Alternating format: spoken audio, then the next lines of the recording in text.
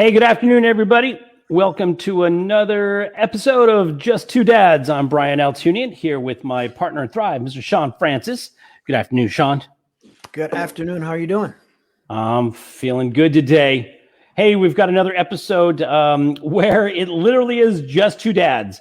Last week, Shawn and I covered a topic that was important to us. It was about a little bit about vulnerability, and interestingly enough, a conversation that involved grief and love and the proximity of those two things to one another, and had a lot of subsequent conversation last week after that. That was really amazing. But for a rarity for the second week in a row, it's just going to be just two dads today. No special guests. We've got some amazing guests lined up. I don't know what happened to my words there. Lined up in the coming weeks. So hang with us. And some really great stuff too. We're going to update people on where we've got some activities going on with some of our previous guests. That's really amazing and very, very exciting. So I'm fired up to be here. Thank you to all of our viewers who watch us live on Facebook and those who catch us on our YouTube channel. Please subscribe to our YouTube channel and share it with your friends. And if you hear us on Apple Podcasts or Google Podcasts or iHeartRadio, Pandora, Spotify, anywhere else where podcast outlets are, again, please like, share, comment, subscribe, do whatever they ask you to do. I don't know what it is. It helps spread the word, and that's ultimately what we're trying to accomplish. And for our friends and family, I'm calling them now my family too, Shawn. For our friends and family down in the U.S. Virgin Islands, listening to us on WSTX AM radio, we love you. Welcome. Looking forward to having some real interaction with you folks in the coming months as well, which we're going to talk about in the future. Anyways, welcome everybody to the show. We've got a great subject matter that we're going to be talking about today. Something that transcends the world of special needs, but definitely involves those families who are dealing with special needs issues. We're going to get into that in a second. And before we do, I'm going to throw it over to my co-host and my cohort in crime. It's a terrible thing to say, but my partner in Thrive, Mr. Shawn Francis. How's it going? Good, buddy. I'm so glad to be doing this today. Need this today. Good. Yeah, that's the interesting thing. I feel like, I need this today. And at the same time, I feel, how are you feeling? Oh, I'm feeling great. I feel good. I feel really good. But I also feel very reflective, Yeah. And that's the reason that we've kind of, that's how our topic for today evolved. Over time, you and I follow a lot of people in the space of personal development. And it's been said that successful people are future oriented. Everyone else is some people are living in the present moment. Most people relish the past, and the past serves a great purpose for looking back and reflecting, and there's lessons that we can learn from our past. But I've found that most people that I follow as far as success and people that there's three people that come to mind. Prince, and this happens to be the anniversary of his passing right now, but Prince, Kobe Bryant, and Michael Jackson. And I've heard other people as well, but they're the first three that come to mind that come from a humble beginning, but have a vision to make something of themselves. And when asked about past successes, don't really pay attention to it, almost like it's always on to the next thing.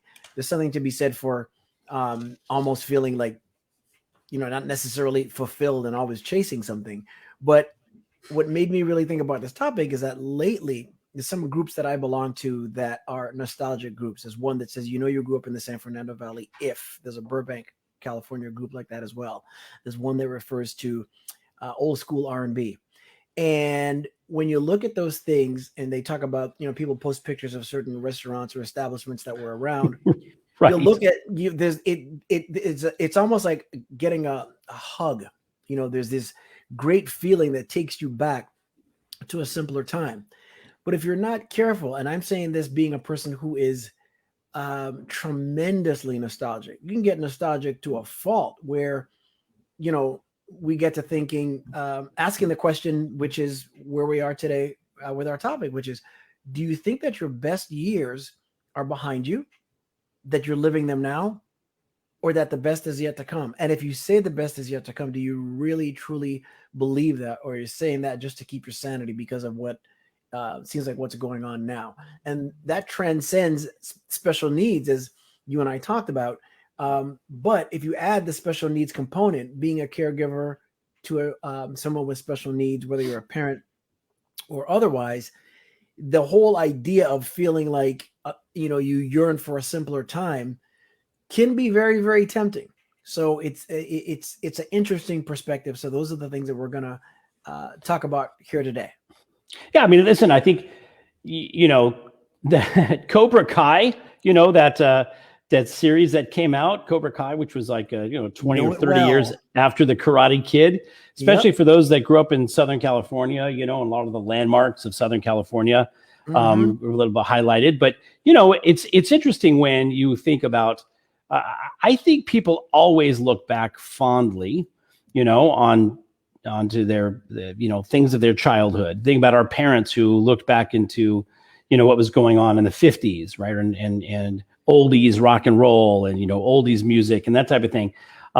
Because I think as we evolve as individuals, or just as we age, forget if we're not evolving, just forget it. If we're just like Neanderthals and we're just aging, right? Our experience with the world as a child is much different than our experiences as a teenager, adolescent, young adult, than somebody who's getting established and having children of your own, and then having your children grow. And so but I think oftentimes those times as a childhood where the world is like, wow, it's a playground. We look back on those periods of time thinking like, man, those were just great. Yeah, risky business. Those are just great times. Remember when things were so much easier? Remember when we could ride our bikes and stay out to dark, after dark, and it was always from a point of reflection. I miss those older days. A lot of people will. How many times have you heard about the high school athlete who peaked in high school, right? Or the high school sweetheart who peaked in high school, right? So I think that there's always a tendency to look back nostalgically in the past as something that something we remember fondly because it's during our childhood, our formative years, those times when we're having our first friendships, our first relationships, our first bonding periods. It could be a traumatic time as well for some people, but for the most part, I think most people look at it fondly. And when you look into the future, people are like, I don't know what the future is going to look like, right? Yeah. And that's interesting. I wonder, I'd be interested to see from someone that had a less than idyllic childhood, what their feeling is.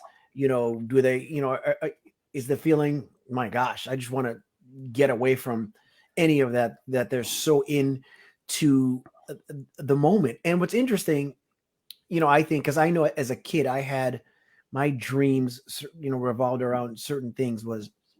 I knew that I wanted to be an entertainer. I wanted #1 songs on the charts. I wanted to write them, and I wanted to be the dude up front on a stage and everything. But I also had this clear vision of what my home might look like. The idea of being a husband, being a father, those things were equally as important. And so when you think of that, you think of how your child is going to be, just an idea. There might not be a specific look or something, but then when you get closer to actually becoming a parent, especially if you're a dad and if you're going to have a son, you think of sharing with him your love of sports, maybe your favorite team, your favorite artist, or whatever have you. And in my case, there's some of those things that Elijah has completely gravitated to.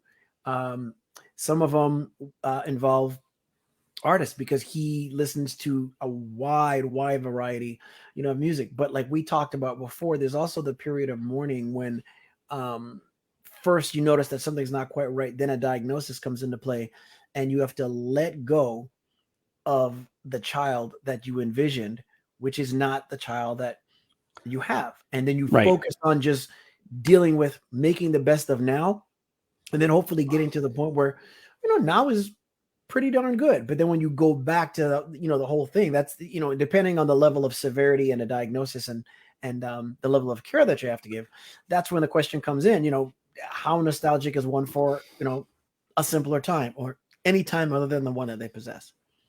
Well, it's interesting. for those who catch us on video, my daughter Jordan is one of our regular viewers, and she comments a lot. And so could have had her on this conversation. It'd be interesting, Joe. I don't know if you want to type something in the chat there with us. Talk about just mention something about your childhood. Was it something that was you remember fondly, or glad that you're no longer a child, dealing with the issues that you deal with? Children with special needs deal with a lot of issues, peer pressure, how they, feel, a part of or not a part of their social community, their social vibe. And as they look forward, I would say, and I'm not speaking for her because I would love Jordan to say something, but Joe, if you wanted to say, is your childhood, are you glad to be out of your childhood years, or is it something that you look back on fondly? It's interesting to see, because I think you're right, Shawn. I think, and Noreen too, and for anybody who's watching, and Sean Hall, our producer in Hawaii, who we love dearly. If you guys want to comment on any of these things that we're talking about, to share those comments with folks, and and kind of bring you into the conversation as well. Is your childhood something that you look back on fondly? Was it easy to navigate the waters through your childhood, or like Jordan, was it a little bit more difficult? We had Jordan in, I think we had 12 different schools in her 12 years that she was going through high school. That's a challenge, right? That's a challenge for parents as well as the child. Yeah. And it said that our happiness is determined. Sorry, not to cut you off, Brian. Oh, it's good. Our happiness is determined by how big the gap is between the vision that we had for our life when we were children versus the reality.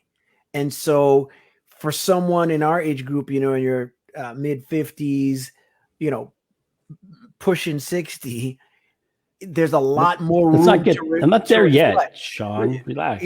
It's but you saw that thing I sent you today. 60 is the new 40. Oh yeah, that's right. Right. It's still young. Still young. Yeah. See? And so and Sean Hall is saying, our producer, he's saying he wouldn't trade his childhood for anything. It wasn't easy, but it was transformative. So my thing is that, and I feel like my feeling is the same, and that I wouldn't trade my childhood for anything. I always wanted to come to California, but if I came to California as soon as I wanted to, I would have missed out on what it meant to go up in the Virgin Islands in the 1970s, which you can't take away from anybody. Oh my gosh. And that's the other thing too. It's not the same there as it was at that point in time. I mean, no place is, but so growing up there then, just like people say in the San Fernando Valley, growing up in the Valley in the 70s or the 80s or whatever is not what it is now. So if you have a childhood where you have these bright, great memories and everything like that, that's where you would think that one is even more nostalgic, especially if you are in or around our age group. And would be interesting to see what somebody in their 20s might think. In my 20s, I wasn't necessarily thinking about how far I was from the vision versus reality, because I just felt like I was still young and it was like right there to kind of touch. And the perspective can't help but be changed, special needs or not, with, when you have children and then you're focusing, and then life seems to have just become, nuclear and sped up. Yeah. Well, I grew up in my family's business. And so my dad owned a grocery store. I was working at my dad's grocery store from the time I was like 6 years old, and every holiday, every weekend, was spent in the grocery store. It was open 365 days a year. So for me, I was, my experience was, and by the way, we played hard too. Like we went away on vacation every single year, for a week, 2 weeks, without thinking about it. My dad, took us everywhere and spent a lot of time in Hawaii. As you know. And so for me, I honestly didn't even know what my future looked like. I thought the family business was my future, right? I had no idea that life existed outside of my family business. I didn't even know what the world was like for normal people, because I thought our life was normal, right? And then, you see how your peers live, and you see what their families do. And, and then Jordan's pointing. But anyways, we'll get to Jordan in here in a second. But But so I didn't really know. So when I went to college, by the way, my parents didn't go to college. So I went to school at UCLA, and the world opened up considerably for me at that point. And I was young. I graduated high school at 17. So I was still young. I wasn't really a full adult, and moving into the world of higher education, and opened up the world entirely for me. And so I kind of feel like I started exploring the outside world at that point. Still worked for my dad for several years, but eventually left the store and did things on my own. I never envisioned I would be where I am today at my age. Honestly, when I was younger, I didn't even think I was going to live this long. I thought people lived it. I'm now 57. I thought there's no way I'm not going to. 36 was the age, in my opinion. I thought 2000 was coming, and that was it. I was always okay. going to be 36. Okay, now you've piqued the heck out of my interest. I'm going to do something that you always say confounds the guests, and it's going to confound you. That's not my intention, but I can't avoid it. Yeah. I got two questions for I'll ask them. I'll let you answer the first one before I jump to the second. Okay. So let's see. First of all, college. I'm surprised to know, because I thought that because your parents were so entrepreneurial, you figure I would know better than this to make this assumption. I assumed that at least one of them went to school, because they didn't. What is it that made you go, gosh, that's something they used to say when I was a kid. Did you go to school? And meaning college. Yeah. But if considering that they did not seek higher education, did they preach it? Did they espouse it? What is it that made you then take that path? Well, a couple of things. That's a good question. So there were a couple of definitely key determining points in my childhood. First of all, my family, other than my parents specifically, so aunts, uncles, cousins, all went on to higher education. And okay. I have an older brother. He did not initially go into higher education, but I had a babysitter who I loved dearly, Barbara, and her husband Michael was a professor at UCLA. And so at 5 and 6 years old, I was on the UCLA campus seeing wind tunnels and all these amazing, technological advances at the time. I didn't know what the hell it was.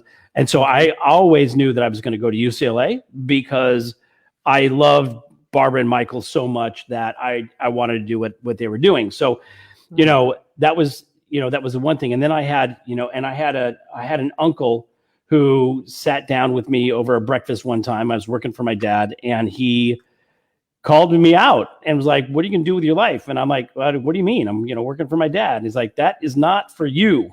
That's his dream. That's not your dream. That is, you are up to so much more." And it was the first time that a mentor took the time to see me.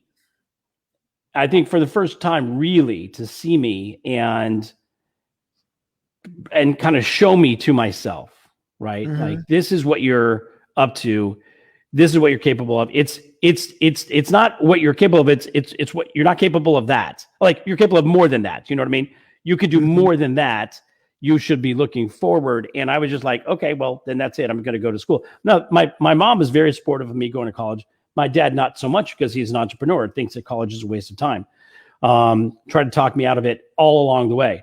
I was just determined to go. I was just determined to go and do it and be the first one in the family to do it. My brother, interestingly enough, older brother, since went on to college, get his degree. And then he's now a professor at St. Ed's University in Austin, Texas. So, he's gone on and gotten his PhD, initially not having any. He went to the Coast Guard, so he had no college education, formal college education, and at the right time. That's air quotes, the right time. Gotcha. So that's it. I mean, that's kind of the answer. I honestly, I had influence. I had people in my life that really made a difference in helping me make a decision for where I wanted to go. Okay. That answered that question. What's the second question? The second question is then, what reason did you have for thinking that you weren't going to live a long life? It's a good question. You know what? I really had a hard time. I really had a hard time envisioning myself as an adult, married with children, living an adult life. I couldn't. So this is an awesome question, Shawn, for the initial question of the conversation, which is, are your best days ahead of you, your best days behind you? I honestly had. I did not know how. Isn't that funny? Now I'm thinking about that. I did not know how to envision myself as an older human with kids and, living an old life. And today, by the way, I still don't know. I don't know what it's like to be, I was old and, older and living a long elderly life. And I don't know what that's like. I know physically I feel different, and I've been through a lot of different experiences in my life, and some that have been great, some that have been not so great. And, I still don't know what the future looks like. I just am more hopeful now than I was back then. And it wasn't that I wasn't hopeful. I just had no concept of what it was in the past. No, with that said, not being able to see yourself in that way, when that takes place, that meaning marriage, now fatherhood, Jordan being your first child, and then you have this diagnosis.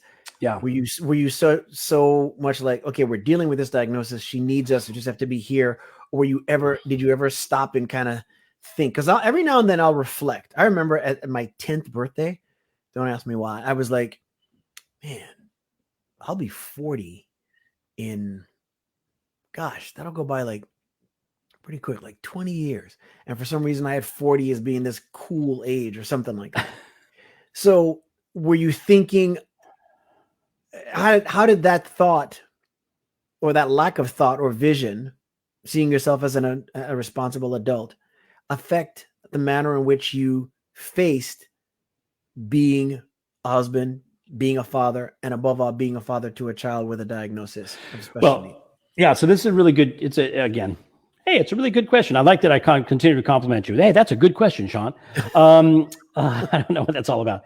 Jordan's mother was also, again, another instrumental figure in my life. I met her in college and I got, exposure to, what another family dynamic is like. And so the ability to envision a future in a new context as a partner, with her mother, who, totally loved her mother, when we were young kids, and, and we had a long courtship, and we were able to look into the future and talk about children. And a lot of it was because our parents, we saw the frailty, if you will, of our parents and their relationships. And, you could point out all the things wrong with our parents, right? As you become a young adult, you start looking like, our parents are, they're vulnerable. They're not the superheroes we thought they were when we were kids. They don't have it all figured out. Oh, so maybe we're the superheroes. So now let's start establishing ourselves in a role. And so when the diagnosis came, that is one of the reasons why it was such a powerful kick in the gut and a powerful blow to my spirit, as if it had anything to do with me anyways, right? The diagnosis of Jordan's disability was like the first chink in the armor of, oh, wait, maybe that plan that we just spent the last few years formulating is flawed, and we don't really know what the hell we're doing. And I would say the subsequent years were fraught with a lot of that questioning. But I will say this too. Jordan's mom's father got very, very sick at the same time that Jordan was diagnosed, and eventually passed away. And dealing with his passing and Jordan's diagnosis and, and a couple of other factors, it put a lot of pressure on our marriage. My marriage didn't survive. We're one of those statistics of special needs families that, we couldn't survive, partially because, the blow to our picture exposed a lot of issues, we each had internally, individually and together. Right. We're still great co-parents. By the way, Jordan has a younger sister. We had another daughter who's neurotypical, and this year graduating from University of Vermont with honors. A brilliant child. And I'm going back, and we'll see Jordan's mom and Jordan and Gabby, and we have a very good co-parenting relationship, and we have an amenable relationship. Like, we get along very amicable. But I will tell you that those kinds of things create, rethinks. And I think that anytime we go through a traumatic experience, whatever that traumatic experience is, sometimes it's the loss of a parent, sometimes it's a loss of a job. Like, so whatever's traumatic for everybody is individualized. It gives you an opportunity to do a reset. Right. It gave us an opportunity to kind of rethink. And so then my path on a going forward basis was now colored with, now a failed marriage on top of the other things that I had, again. So living to be 57 years old and being an entrepreneur and doing the thing that I'm doing now was not it was not on any picture that I had at any time in my life. Yeah. And what's really key and cause for certain points of reflection is your age and your child's age. So some of you that follow me on social media know that over the last probably 2 weeks or so, Elijah started asking his mom, asking my wife for a black suit. And he went to a particular website on his iPad and he wanted a black suit with a blue tie and black dress shoes.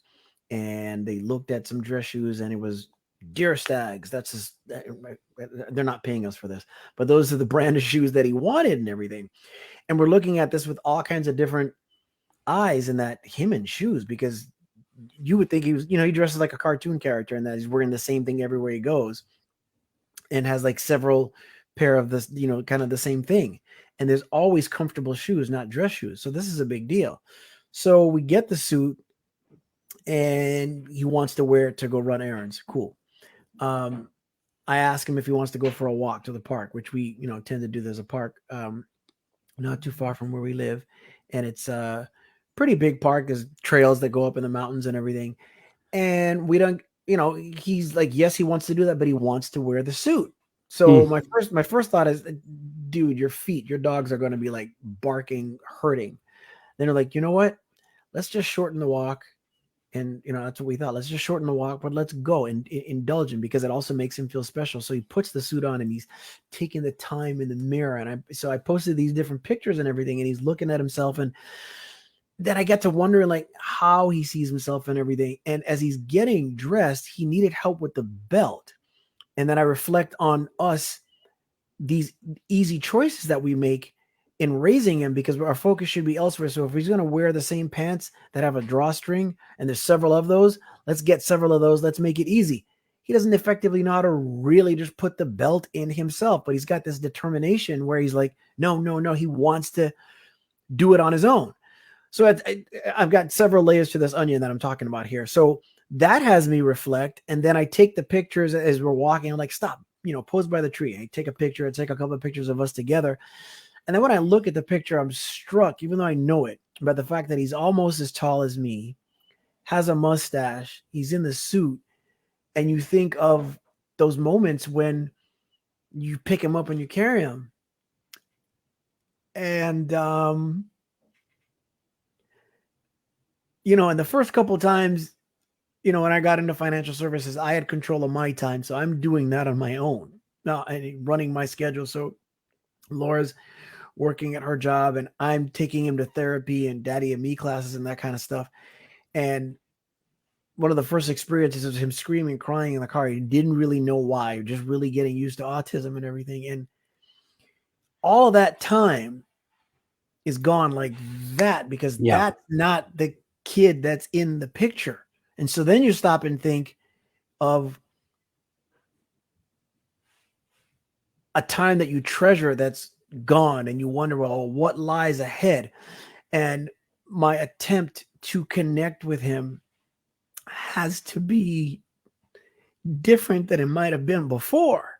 So that's when you stop and think about like, well, not you, I'm just talking about me. I don't know if anybody else is like that. I'm thinking of the days way ahead, like what is that going to be like? And then it goes back to the other thing that we talk about, which is where we have our mission some days today, which is what's it going to be like when we're not here? And then between now and then, what's your level of fulfillment? What's your level of happiness? What do you see for yourself? I don't know if those dots connected. I just opened my mouth and just kept going. No, it's good. It's a good point. The time that, when you think that the time as a child to where he is now, by the way, he looked fantastic in that suit and he looks like a, like a grown man. And I mean, it really is incredible to see the transformation. And I'll say just one thing. Yeah. Don't take for granted what it is that you do either, because Laura was asking, what do you want a suit for? She was like, are you going to a wedding? And he would say, well, yes. Who's getting married? You, yes. And that's just him responding. But Sure. when he gets to thinking about it and you're asking him what it is that he wants to do. And he says, Elijah will wear a black suit, go to the office in Glendale. Nice. And that's our office, Yeah. So that means that the times that he's been there and he's seen camaraderie and fellowship and people chasing dreams and lifting each other up hasn't gone over his head. Right. Yeah, it's the work that we do every day. Our children see it. We sometimes forget that. I love that I love that I'm not the only one that cries on this program, for crying out loud. So let it out, man. It's a good thing. It's all right. That's where we do this, right? Yeah. Hey, dads, it's okay to cry, by the way. Hey, moms, tell your hubbies, dads, it's okay to cry. Because you know what it means. It's a depth of feeling, right? It's a depth of love, right? And it's a release of emotion, because it's, a time that, it's our time is going by quickly. But the moments that we're in, when we're in them, I love it. Like Sean Hall posted a memory of his childhood, when he said that, every time they would get together, his grandfather would always say, today's the best day of my life. And he said, and you said every time we get together, his comment was, I came to realize that we may not be promised tomorrow, but by divine design, the coming days are not foretold. It's what we make it and decide what it will mean to us. And so, I think that living in the moment and saying like, today's the greatest day of my life, is saying something, and it's not to be lost, right? And our children do experience that, and our children see it. Time does go by fast. I love the fact that Elijah has been impacted by his time visiting the office, and that putting a suit on makes him feel like he's going to an office. And in a way, he's emulating you, Shawn, like he's following you. He's saying, in a way, it's his way of connecting with you and saying, I want to be like you, Dad. It's a Harry Chapin song, right? I want to be like you, Dad. Cats in the Cradle. Yeah. Jordan's comments about, difficult time, in school and whatnot, and the memories of their father-daughter dance. We had a lot of great memories of her as a child, even the struggles that we were having with her, with some of the issues she had at school and in learning and socialization. And our children are filled with both good memories and bad memories. It's amazing how many more good memories our kids have, and we have as children, than the bad memories, right? The bad memories we remember if they're particularly traumatic. But in general, I think, again, this goes back to the word nostalgia. We look back on times fondly because it's times that we remember happily and, of good things and the good stuff. And Elijah thinking about the office as a good thing. It's going to be a good, fond memory for him forever. It's definitely imprinted upon him.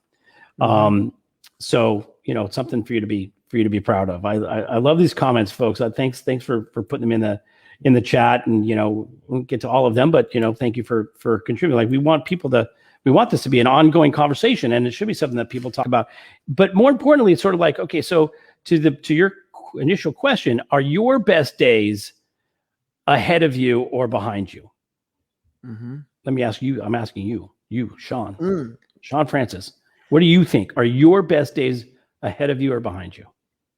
And do you have more days ahead of you than you have behind you? That's another question. In generally speaking, in all truth, I go back and forth between the idea that sometimes I'm so caught up, because first of all, the way my memory works, it's very detailed. When I do remember things, and I tend to remember things that most people will forget. And social media has brought a lot of that to the forefront, because I'm connected on social media with people that I was in 3rd, 2nd, and 4th grade with. The Virgin Islands is a small knit community. And so when I think back to some of those things, whether it's certain foods, people, activities that took place after school or moments in school or whatever, I feel like those days were so good. Gosh, is that the best that there was? And it's funny. It's almost like I just stepped out of myself by answering that question. Because when I said moments in school, those are some of the spots for me that weren't the brightest. Because socially, school was fairly cool. But academically, I struggled. I never had a diagnosis of any kind of special needs, but while I had great attendance and was always physically in a classroom, I was almost never mentally there. So I put my parents through the ringer and back because I had tutors at school. I had tutors who came to our house. I had tutors whose homes I went to. I had different programs. I went to a program. I spent a summer in Massachusetts at a school that's supposed to help with children with difficulty learning, especially dyslexia. I did the same thing at a program at the University of Miami. So it was like, and I was like a $6 million man or something like that. We'll find out what is wrong with him, you know? And so, and those things are very frustrating because kids will be kids. You're in a classroom, a question is asked of you. The answer is obvious. The answer might've been said 1 minute ago, and the teacher's asking you because they know that you're in la la land and not there. And when you can't answer the question and children laugh, you know, that stays in you. And I think that that's affected me longer than I would, at one time care to admit. But the thing about that is that it allows me to leave the past behind a little easier and remember, like, yeah, most of it is great, but it's not like I got to hold on to it. And here's now, and let's go look at tomorrow. So to answer your question, I don't think the best are behind me. I have to, and I'll say have to think that as long as I'm here, the best days are ahead of me. But when you think about the best days that are ahead too, you got to stop and think there's loved ones that are no longer here. That's tough to deal with, who you would like to see you continue to grow into these other areas of your life. And if you were to think that the best days are ahead, there's that chance that some of the people that we love are not going to be there for some of those days. Yeah, for sure. And so, you know, so that's just the reality of it. But, you know, so I don't know if that answers your question, but I will say that I am deeply, deeply, immeasurably thankful to my father and the relationship I have with my dad, Raymond Francis on the island of St. Thomas. Because the conversations that he would try to impart upon me when I was younger, which I could not absorb, he'd be like, you know, I'm not going to be here forever. Neither are you. Every day we're closer to die. I'm like, dude, I'm closer to trying to figure out who is the culprit on Scooby-Doo. That's what I want to focus on. I can't deal with that right now. But I understand it because, you know, the idea is we can prepare for our departure by simply being upset about it. Or we can prepare for it by making the most out of, and when you say making the most, that almost sounds like settling, but let me rephrase that, not making the most out of, but maximizing what is in front of us and what we have. And as I'm saying that now, I don't know if my energy, you can see it shifting. I'm thinking of, wait a minute, how good am I to Elijah, to my wife, to my other children, to everybody, if I'm focused on making the best out of right here and now and making sure that, you know, when they're my age, whether I'm here or not, that they have the best memories possible. What is the chance of that happening if I'm busy, you know, pining for days that I can't get to unless I know a dude with a DeLorean and some jacked up hair? And back to the Future. I got the reference. Yeah. Just in case anybody else hadn't, you know, but in case nobody else, in case you don't have that, you know, unless you have that, what are the chances of me getting to that happening? You know, so I have to believe they're ahead. Yeah, but listen, here's the thing. I think, and it's funny because as you're talking, and Noreen had posted, you know, her experience with her family, you know, growing up in a restaurant where the folks were so focused on having a good life for their kids that they worked all the time. And she says, you know, I wish that my folks had spent time with us outside of the business. You know, I think that everybody's experience of life is, you know, we all think we're first of all, as we get older, we forgive our parents for doing what they did because they're doing what they thought was the best interest of us as children, right? Mm-hmm. You're trying to watch Scooby-Doo. Your dad's trying to impart some wisdom. You know, you may not be receiving it, but clearly here you are in your mid-50s retelling the story. So it had some impact. It had some influence, right? But I think that,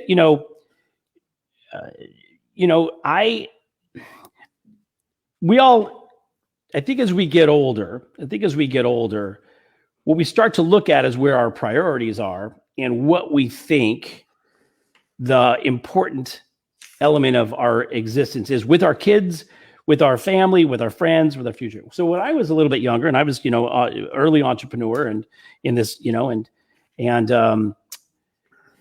when Jordan was diagnosed, I realized that I wasn't paying much attention. I wasn't very present as a dad until I had to be present, right? I was like, not being present was only highlighted because I then had to be present to be part of, her journey. Right. And so, then I was an entrepreneur, and I was out there to try to make as much money as possible, give my, wife at the time, my wife, an opportunity to decide whether or not to work, and I want to be the breadwinner or just provider. We had Jeff Levitan on our show a while back, and he was like, man, when we had our children were diagnosed, I just threw myself into work so that we could pay for everything we needed to pay for.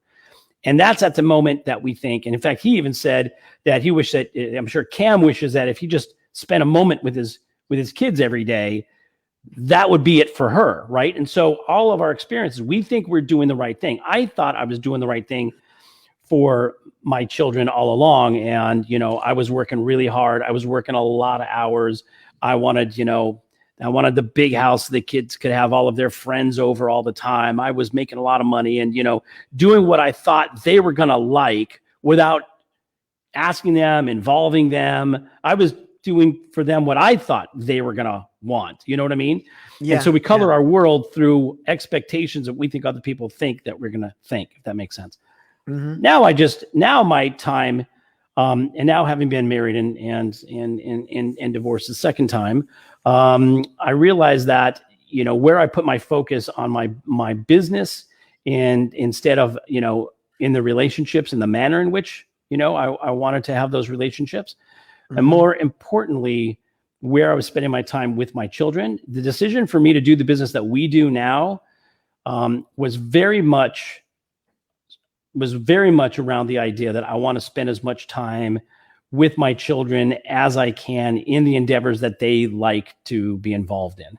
Right. Jordan and I talk on a pretty regular basis, if not every single day, 6 times a week at least.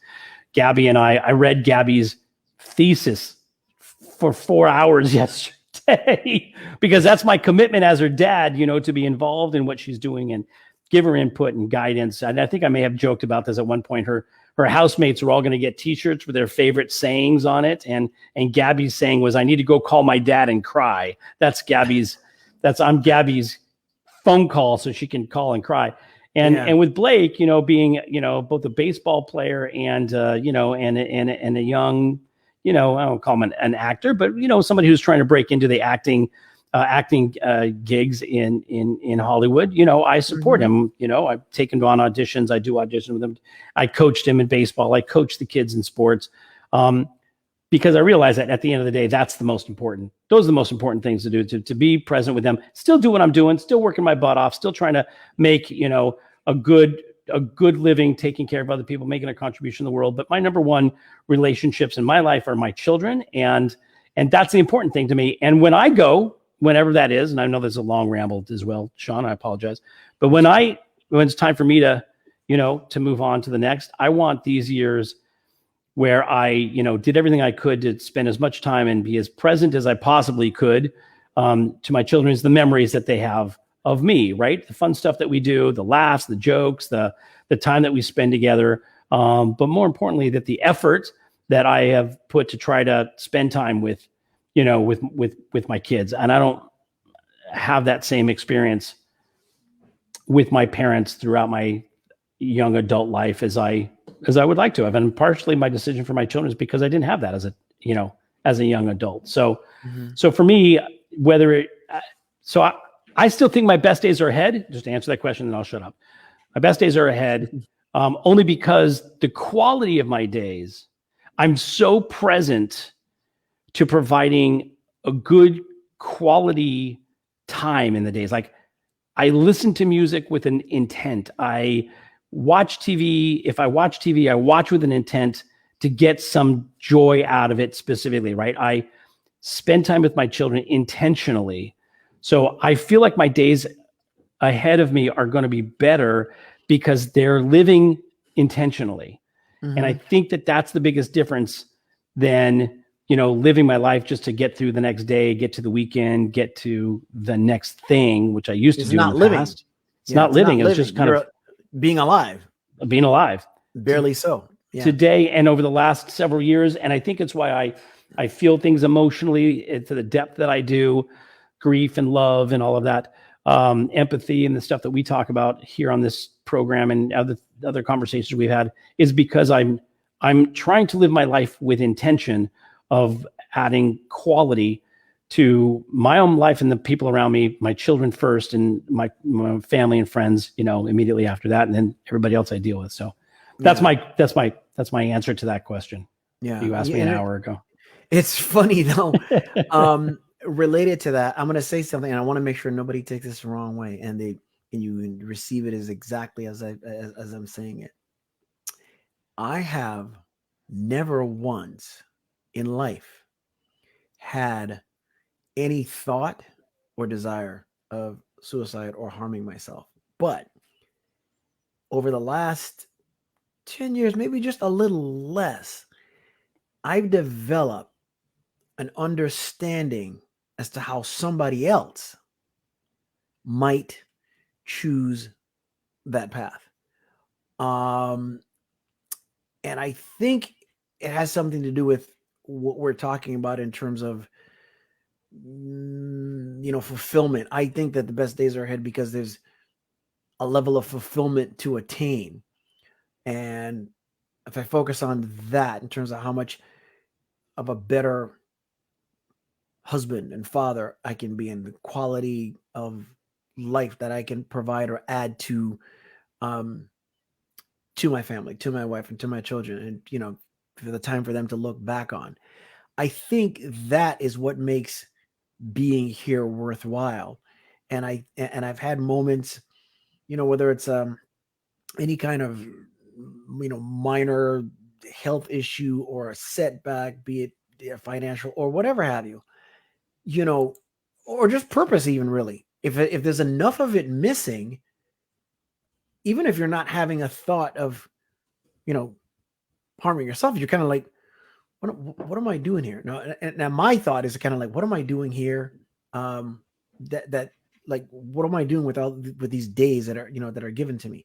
And so this is a topic for another show that we're going to talk about as well, which is that bleeds into like caregiver burnout almost. If you don't have a partner to kind of lean on, or a reservoir, some kind of faith, or something that you're focused on purpose wise, to not only face the next day, but those that are remaining to come, because you're adding value, you kind of like really get to the point where you're either, one is either going to, harm themselves, or just really not live just by simply waking up whenever they wake up and going and walking through the day. And that goes back to, why we all need each other, generally speaking, in the world, at large, as far as human beings go, the planet being the community, especially with all the changes that have taken place over this last year, right up to this week and up to yesterday.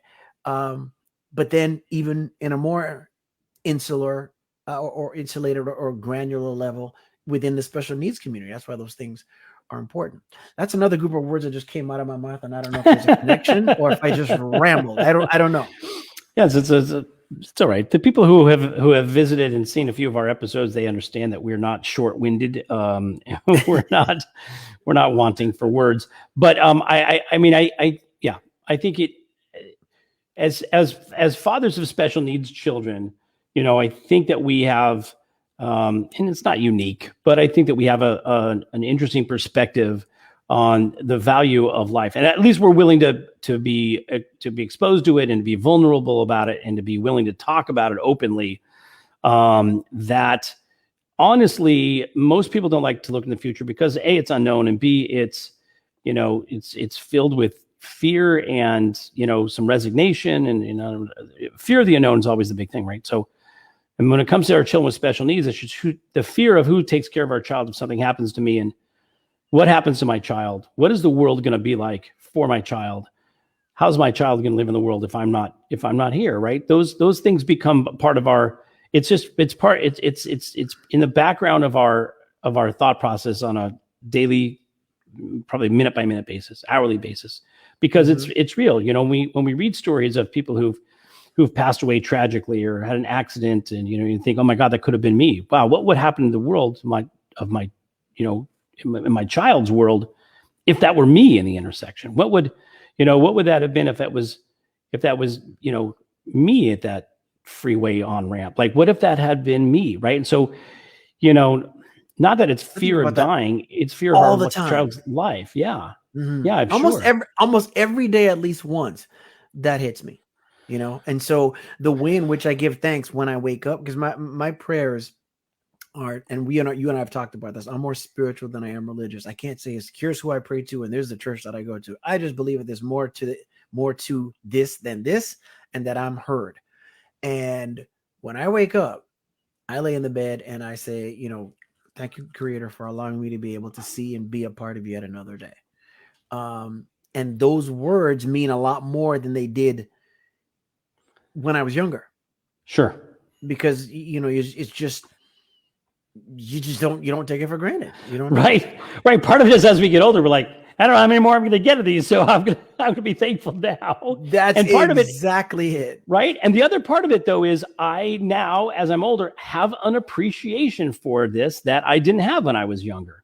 Oh my gosh. And so, hey, hello, Russ. So, yeah, thank you for the comment, buddy. So Russ is, Russ. Yeah, dealing with a client whose partner is in the process of passing away, and in essence, we all are, right? When a medical diagnosis or being in the bed, it just seems like it accelerates that time frame. I always say when somebody passes away, it's always sudden, even if they're 97 years old. The moment of passing over can be it's still a sudden experience for everybody in the process. But I think that, again, these conversations, when we're thinking about, again, our appreciation for who we are and where we are in the world relative to our Creator, to our partner, to our friends, to our relatives, to our children and our grandchildren, if we're so lucky, it takes it's a new and refreshed perspective every day, and one that we become much more appreciative of. I'm so much more grateful and appreciative of so many things in my life, even though in many ways, some of the things I have in my life are in, I would say, sort of a lesser position than in my past, right? But I have a greater appreciation for who I am and my position in the world. And I think for our children, it's one of the things that we want to guide our children to focus on early, sometimes because we didn't do it when we were younger, is have Absolutely. That appreciation, right, for it every day. And when you have appreciation for it every day, it's amazing how much the world opens up at that, at that juncture, because our appreciation for even the small things become appreciation for greater things that show up in our lives. So thank you for the contribution, for everybody who's contributed today on the comments. We really appreciate this. This is good. This is engagement. If we don't have a guest, people get bored here, and Shawn and I talk to each other. Shawn and I sometimes get bored talking to each other, but I'm kidding. We don't really. Shawn and I never get bored talking to each other. We have to go, hey, I got to go. I've got things I got to do today. Right. But this it's a good conversation. And honestly, when we started this conversation about our days, better days ahead of us than behind us, if you haven't had time to think about it and reflect on it, I think it's a really good exercise. We write our business plans every morning, or we read our business plans every morning as part of a habit that we do in our business and our lives.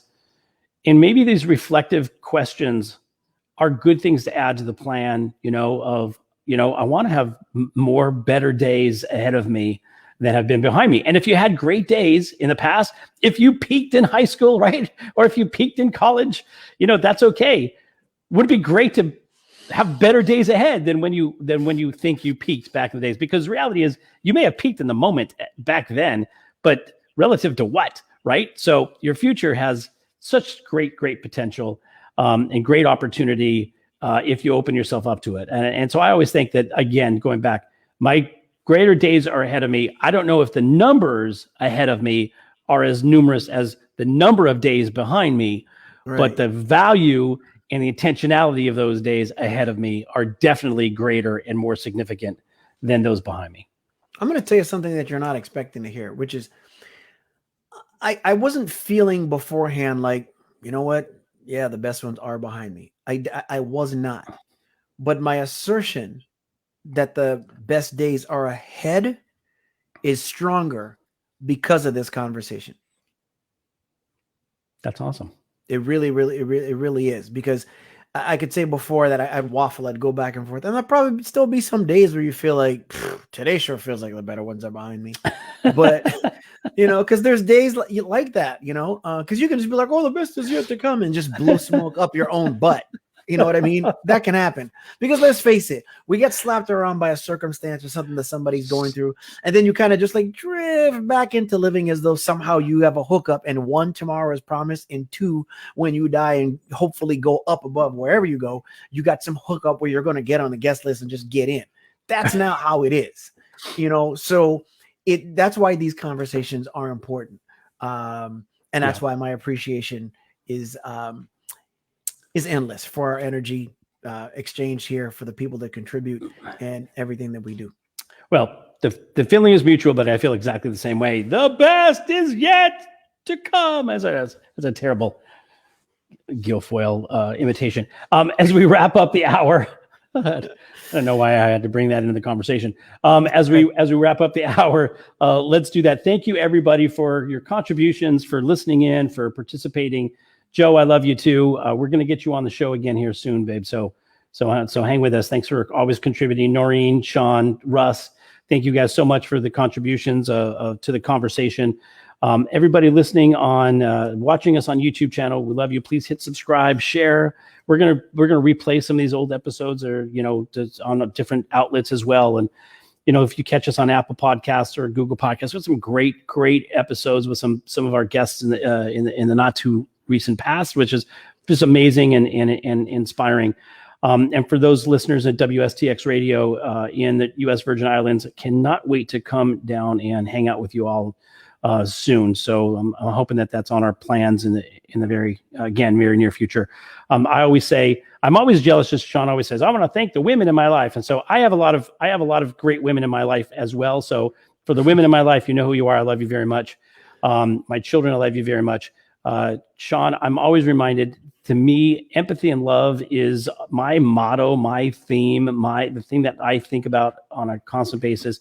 And these kinds of conversations are what drive that. So without further ado, thank you, everybody, for participating today. And we hope to see you again on another episode. But Shawn, take us out. I will do so first by touching on the fact that the universe is in alignment with today's subject. I texted Robert Moorhead, who is our always listener and always on with us. The reason why, in part why we are on WSDX, and who attended 4th and 9th grade with me. That's how far back we go. And just to let him know, hey, we missed you here today. And he happened to just text me to say that he was at a funeral as well as a reception afterwards for a friend that had passed away. So with that said, I'll close with what I usually do. But before that, let's remember that tomorrow's is a whole bunch of things. The one thing that it is not is a promise. And the fight to make the most out of the days in the life is a real one. I had a conversation with my dad earlier. My dad is of the Muslim faith, and he says, the greatest jihad is the one that takes place within. There's always a fight. There's part of me that gets comfortable. I only need a little bit to be happy. So I am the first to admit that I have lived many days as though the next one is a promise, and it's not. So let's try and remember that. Let's add value to ourselves and to each other as much as we possibly can. I want to thank the women in my life, my wife, Laura, my mom, Jan, and without them, I couldn't begin to attempt to be who I hope to become and continue to strive to do and be. And remember that somebody needs to know that you care. Somebody needs to know that they are loved. Somebody needs to know that they're heard. They need to know that they are seen. And we just want to thank you for tuning in, and we love you. Love you, Shawn Hall. Thanks for your help, bud. Aloha, my friend. Shawn Francis, I love you, buddy. Love you back. Take care. See you soon, everybody.